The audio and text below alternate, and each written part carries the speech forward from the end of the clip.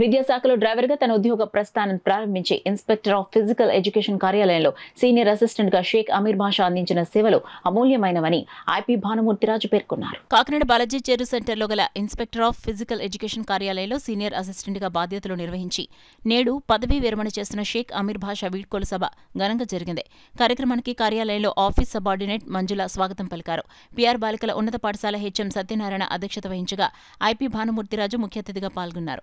ఈ సందర్భంగా భానుమూర్తిరాజు, విద్యాశాఖ ఏడీ నాగేశ్వరరావు, సూపరింటెండెంట్లు Pendam Prakash, B Srinivas, MEO Ravi, PR బాలికల ఉన్నత పాఠశాల హెచ్ఎం సత్యనారాయణలు మాట్లాడుతూ విద్యాశాఖ కార్యాలయాల్లో 38 సంవత్సరాల పాటు షేక్ అమీర్ బాషా అందించిన సేవలను కొనియాడారు. తనకు జరిగిన సత్కారానికి షేక్ అమీర్ బాషా తన పదవీ కాలంలో అందించిన సహాయ సహకారాలు, సేవలను కొనియాడారు. అనంతరం భానుమూర్తిరాజు పలువురు విద్యాశాఖ అధికారులు, మిత్రులు, కుటుంబ సభ్యులు ఘనంగా సత్కరించారు. ఈ కార్యక్రమంలో బాషా సోదరులు అలీ, సిరాజ్, రోషన్ అలీ, తల్లి షౌకత్ ఉన్నీసా, ట్రెజరీ కార్యాలయం అధికారులు ప్రసాద్, మంజుల, గుబ్బల సత్యనారాయణ, సిబ్బంది, కుటుంబ సభ్యులు పాల్గొన్నారు. అయితే బాషా గారు పాపం ఎప్పుడు కూడా మేము ఏదైనా ఉన్నా కూడా ఒక 5 నిమిషాలు మా ప్లెజెంట్ మేనర్తో వచ్చేసి ఇది సార్ అనేటువంటి హ్యాపీగా రిటైర్ అయ్యారు. కాబట్టి మీకు దేవుడు అల్లా గారు పాపము ప్రతిరోజు వస్తానే ఇతనికి బేసిక్లీ ముస్లిం అయినప్పటికీ ఒక మంచి భక్తిగా నా రూమ్లో కానీ అన్ని రూమ్లో కూడా ఒక పూజ చేసేటువంటి విధానము కొంచెం చేసేటువంటి వ్యక్తి. బాషా గారి senior personality in education department డ్రైవర్గా పనిచేసినప్పటికీ పొద్దున చెప్తాను సార్ నేను కూడా క్వాలిఫికేషన్ రిక్వైర్ చేసుకుంటే అసిస్టెంట్ డైరెక్టర్గా రిటైర్ అయింది సార్ అంటే, సరే ఏదైనప్పటికీ మీ ఫాదర్, ముఖ్యంగా మీ ఫాదర్ ఎప్పుడు కూడా ఆయన లేకపోయినప్పటికీ మీకు మంచి మీ బ్రదర్స్ అందరికీ కూడా ఒక మెమొరబుల్ జాబ్ మీకు అందరికి ఇచ్చాడు. కాబట్టి మీకు అల్లా ఆశీస్సులతో మీకు ఆరోగ్య ఐశ్వర్యాలు మీకు కలగాలని. ఫ్యామిలీతో కూడా పరిచయం అవుతే ఉంది. మేము ముగ్గురు వర్క్ చేసినప్పుడు చాలా కలిసిమెలిసి ఉండేవాళ్ళం. కృష్ణమూర్తి గారు పెద్ద దిక్కుగా ఉండేవారు మాకు. ఆయన, నేను, ఈయన ఎక్కడికి వెళ్ళినా క్యాంపులో ఉదయం నుంచి సాయంకాలం వరకు కూడా మరి ఆ క్యాంపులో తిరుగుతూ ఒక అటాచ్మెంట్ అనేది ఉండేది. ఫ్రెండ్లీ వాతావరణమే తప్ప ఏ రోజు కూడా మా మధ్యన మిస్అండర్స్టాండింగ్స్ రాలేదు. మంచి వ్యక్తి, అందరితోటి కలుసుకునేటటువంటి వ్యక్తి, కలుపుకొని వెళ్ళిపోయేటటువంటి వ్యక్తి. మరి ఆ విధంగా ఈ రోజును సంతోషంగా, ఆనందంగా, ఎటువంటి ఒడిదుడుకులు లేకుండా రిటైర్ అవ్వడం అనేది నేను చెప్తాను కదా, కేవలము దేవుని యొక్క కృపే.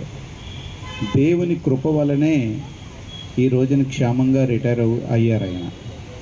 ఈ రోజుల్లో క్షేమంగా రిటైర్ అవ్వడం అనేది దేవుడు ఇచ్చినటువంటి గిఫ్ట్. పదవీ విరమణ నేను ఒక 2 సంవత్సరాల నుంచి ఆయన్ని చూస్తున్నాను. ఆయనకి ముక్కు మీద కోపం, మనసు మాత్రం వెన్న. చాలా చక్కగానే మాట్లాడుతూ ఉంటారు. అలాగే పని చెప్తే అది చేయలేదు, ఇది చేయలేదు అంటూ ఉంటారు. సో చేస్తాం సార్ అన్నా సరే ముందు మమ్మల్ని కోపంగా మాట్లాడిన తర్వాత మాత్రం ఆయనే వచ్చి మాట్లాడతారు. మేము కోపంగా కూర్చున్నా సరే. Thank you so much sir. మిమ్మల్ని మేము వదులుకోవడం మాకు బాధాకరంగానే ఉంది. సో తప్పదు కదా సార్ అన్నట్టు, ఇది ఒక రైలు ప్రయాణం.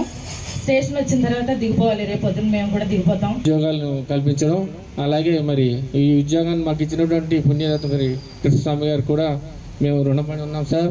వారికి కూడా మా తల్లిదండ్రులు కూడా ఆత్మ సాధించాలని కోరుకుంటున్నాం. అలాగే మరి ఈ యొక్క విరమణ సమయంలో మరి మా అన్నగారి కూతురు కానీ కొడుకు వాళ్ళు ఎవరు లేరు కానీ కొద్దిగా బాధాకరం మాకు. అయినా సరే మరి తప్పదండి, స్టేషన్ వచ్చినప్పుడు దిగిపోతూ ఉంటాం. అలాగే టైం అయిపోయింది కాబట్టి రిటైర్మెంట్ది మా అన్న మరి రిటైర్మెంట్ వచ్చింది. కాబట్టి మరి వారి యొక్క శేష జీవితం అల్లా కృపా దయ వలన వారికి ఆరోగ్యాలు కలిగించి సుఖశాంతాలు కలగాలని చెప్పి కోరుకుంటూ ఈ యొక్క అవకాశం ఇచ్చినటువంటి మీకు మీ అందరికి కూడా ధన్యవాదాలు. చెప్పాలంటే నేను క్యాంప్ వెళ్ళినా సరే ఏ అధికారి కూడా క్యాంప్ వెళ్ళినట్టు ఉండేది కదా. ఒక ఎక్స్కర్షన్కో లేదా ఏదైనా కార్యానికి వెళ్ళినట్టుగానే ఉండేది. నాకు అధికారులు నాకు అలాగే ఇచ్చేవారు. ఏ అధికారి అయినా సరే, ఒక నన్ను డ్రైవర్గా పనిచేసినా సరే ఒక డ్రైవర్గా ఇప్పుడు చూడలే. వాళ్ళ ఇంట్లో వాళ్ళ కొడుకులాగానే చూశారు సార్. నన్ను ఒక సోదర భావంగానే చూశారు.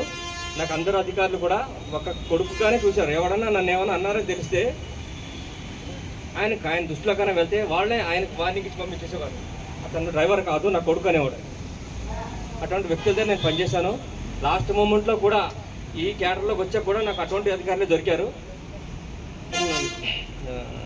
లాస్ట్లో ఇప్పుడు ఐపీ ఆఫీస్కి వచ్చాను. ఐపీ ఆఫీస్లో కూడా నాకు మన భానుమూర్తిరాజు గారు చాలా మంచి వ్యక్తి అని అందరూ చాలామంది చెప్పారు, కానీ అంటారు అనుకోండి. కానీ వచ్చిన తర్వాత ఆయన గురించి నేను చూసుకున్నాను, చాలా మంచి హృదయం మంచిది అయింది. ఏదైనా కోపం వస్తే అది వేరే సంగతి.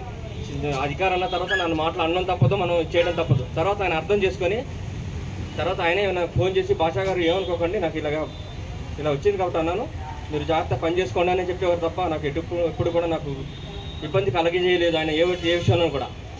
నాకు కాదు, నా తోట పాటు పనిచేసేవాడు కూడా ఎవరికి ఎప్పుడు కూడా ఆయన హానికరం చేయలేదు.